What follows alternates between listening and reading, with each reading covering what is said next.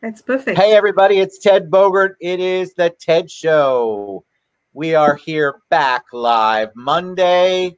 It's still Monday where Nadia is, but it's a little bit later. So welcome to the show, Nadia Samsodien. And it's an honor and Samsodien. a privilege to be with you this evening. And good evening to everyone, and good afternoon to everyone on your end of the world. Thank you so much for having me, Nadia Samsodien. I'm very excited. I'm so excited to have you on. I think that what you're working on is fantastic. I love your energy and your approach. And so I'm excited for what you're going to share today. So tell us a little bit about this new Nadia, this new venture, this new journey or new word journey that you're on. Thank you so much. So it started short of 10 months ago, where I've taken a sabbatical and I've decided to take myself out into the world in a way of saying, let me share my story. So it started off with my birthday. You would have noticed there was a fantastic jump off Signal Hill. It was something that I've always wanted to do. And so I did a tandem paraglide with a wonderful gentleman by the name of Bobo. And it took off from there. So where I am now in my life, I've said to myself, let's keep on talking about who you are. Let's keep on talking and sharing to the world, because everybody needs to know. And short of my courage, I do believe that I have met many wonderful people on LinkedIn as part of my journey over this 10 months that have actually come in my path to support that. As they say with the law of attraction, you put it out there to the universe and you leave it. I believe that. Yes, it's about your intention and how it's going to happen and when it's going to happen. You leave that up to the universe. And that's so ideally what are you going to do, Nadia? Oh, I'm so we only have a little delay, so if it sounds like I'm interrupting you, I'm not. I think there's a pause. And then what are you working on now? Because you're on a personal journey, but you're also on a professional journey. You're doing all of this at once. What are you working on professionally? So professionally, it's basically a case of campaigning in the sense of being a person that gives a voice and gives a voice to others. So what I've done to start off, I've given a voice to random acts of kindness. And thank you to Renee Johnson, who is the power coach. We all know Renee Johnson on LinkedIn. She has actually supported me through the process of actually giving me the platform to become an ambassador for Random Act of Kindness for South Africa. And that has been phenomenal, as in campaigning for kindness, campaigning to help others, helping others in terms of sharing, kindness, as we know, to start with in life. Kindness is the way of life, and that is my approach to it. Thanks to Corey Warfield. Corey and Renee have been instrumental in giving me that platform and that position to go forward and, take off from a campaign perspective. I love Corey so much. Absolutely. I love Corey. And we've taken off from that perspective into further campaigns, if I can call it that. So that's ideally where I am. I do believe that I have a voice. I do believe I have the voice for the people. And I'd like to share that in being a servant leader to those that needs my help and needs my support. And so far, I would honestly say, I'd like to say that I do believe I'm doing well. And I'm obviously keeping myself open to opportunities as they arise.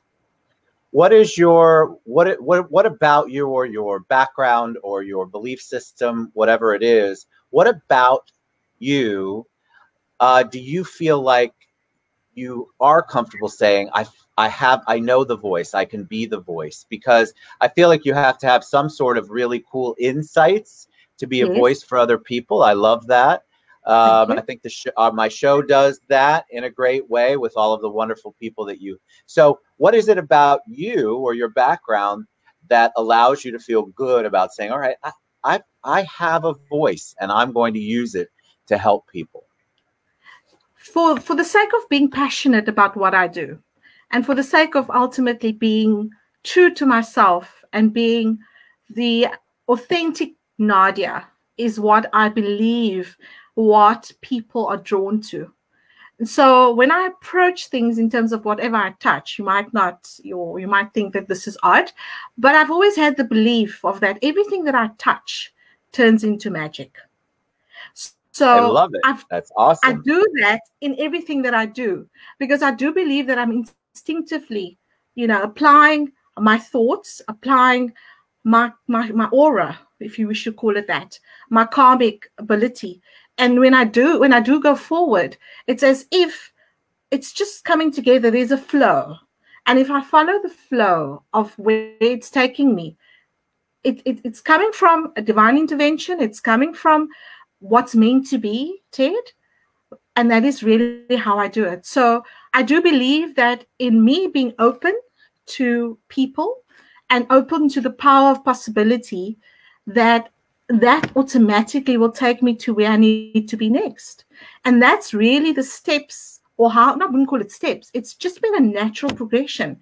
And all my life, I do believe that natural progression is what works for me. So whatever I've taken on, it's come to me naturally. It's almost like a sense of knowing. Now, you might think this is odd. I do share a birthday with Oprah Winfrey, by the way, the 29th of January. And when I was young, in fact, I was on school grade, I always had this belief that I should be doing that. So whenever opportunity came up for an oral, an opportunity to speak in the class, I was always the one to put up my hand. And that's really been my position in life. I've gone and I've vetoed. I've been a lobbyist, if you wish to call me that.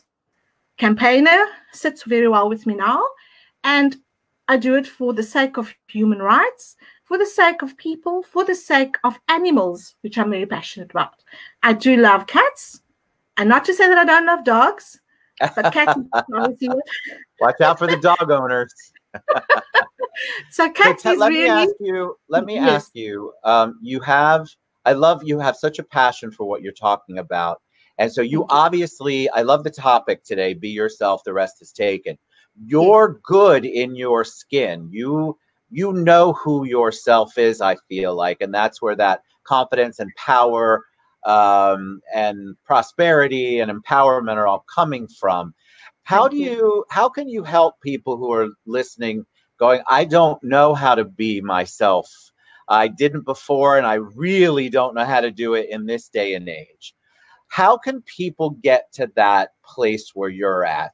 Schooling, books, reading, attending seminars. What kind of steps can you give them, or some advice you can give them so they can be themselves? I would love to say that to get to a place of knowing, a place of stillness, start there. It starts in a different place for all of us. And I do believe that for myself, it got to the point where I also believe that I needed to get back to a place of stillness. And I needed to understand Nadia. And I needed to understand who is Nadia, if I might call it that again, getting to that point of my life. So I feel that it comes to a place where it's going to be different for each one of us, because we're all going to have a different rule or different measuring points, because we're also different in that way. But I believe that it starts with taking the time and getting to a place of stillness, a place of gratitude, a place of coming to an understanding of yourself and your greater being, because we are not just a piece of ourselves. We are a piece of a microism of the macroism. Let's put it that way. So whatever exists within us is really, we are a speck in the bigger scheme of things of what exists out there in the realm of the universe. And understanding that will take us to a point of the next step, the next step, the next step. And we do it in different ways, Ted. Some of us prefer reading. I'm a reader. I've always believed in that. But I do also enjoy music.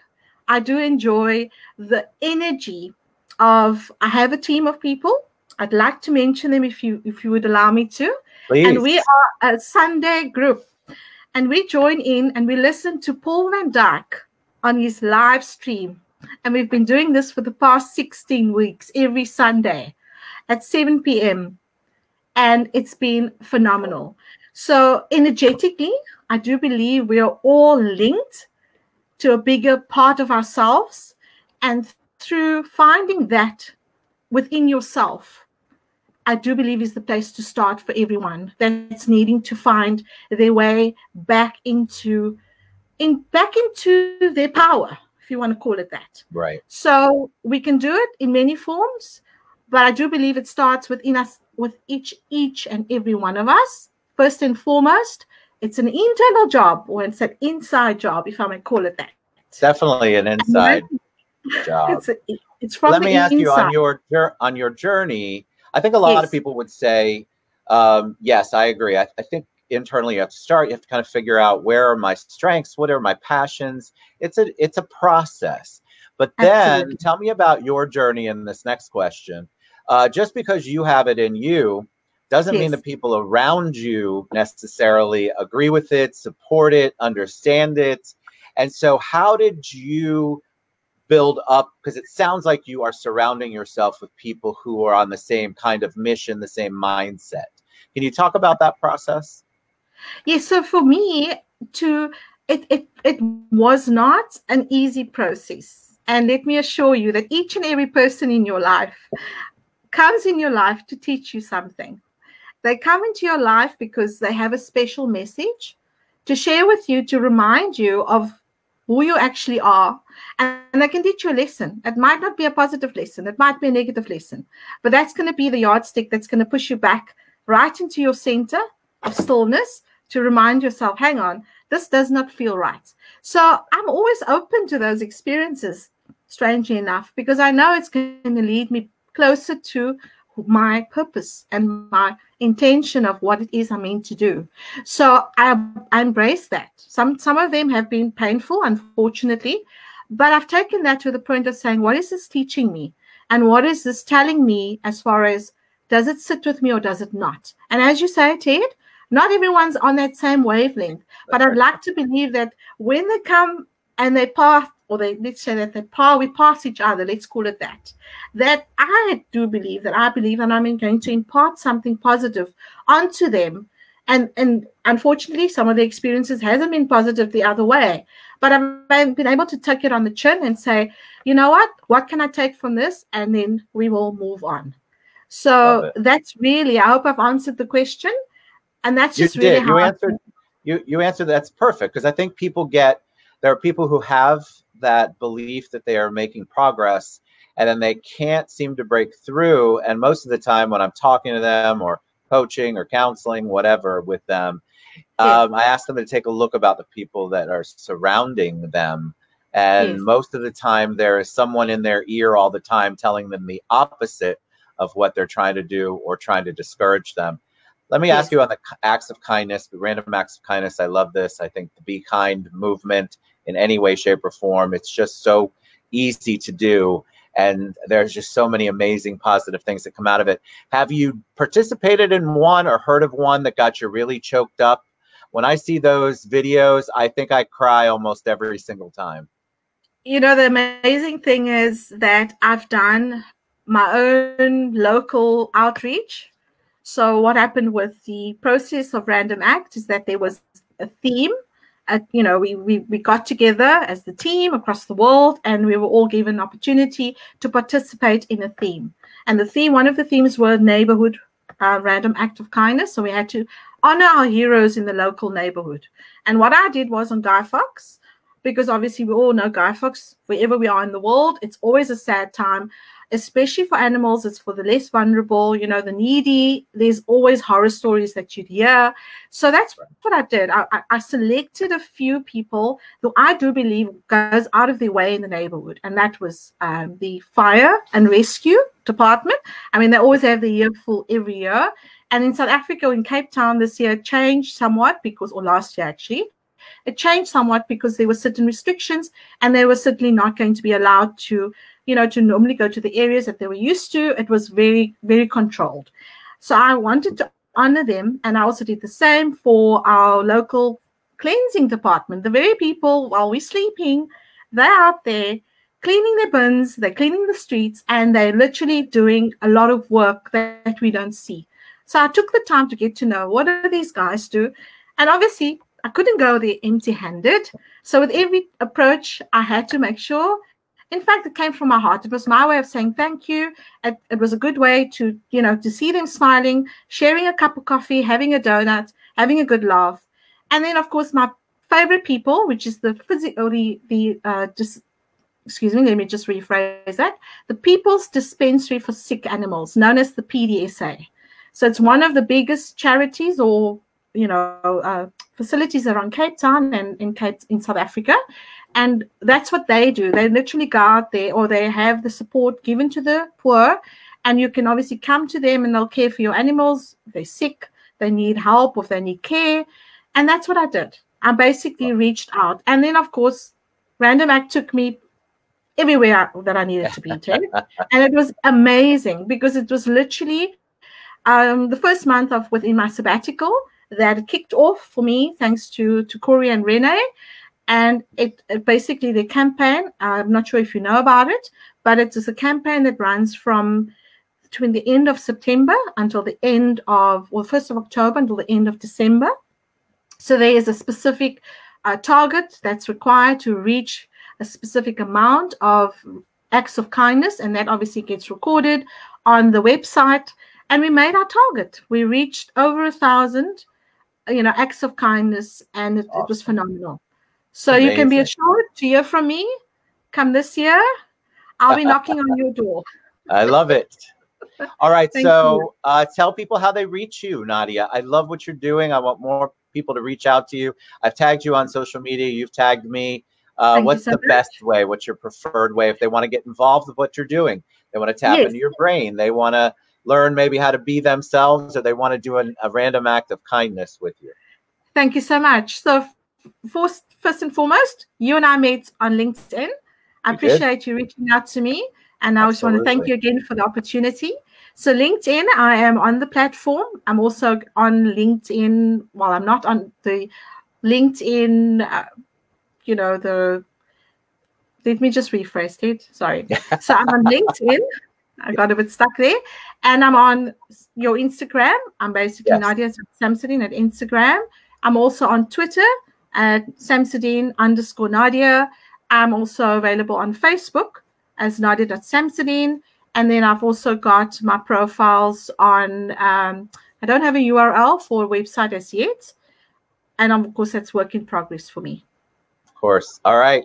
You were amazing. Thank you so much for kicking off the Monday. You guys reach out to Nadia. She's doing so much great work. Look her up on all of the social media platforms that we went live on, and all of this stuff that we tagged in. Go reach out to her.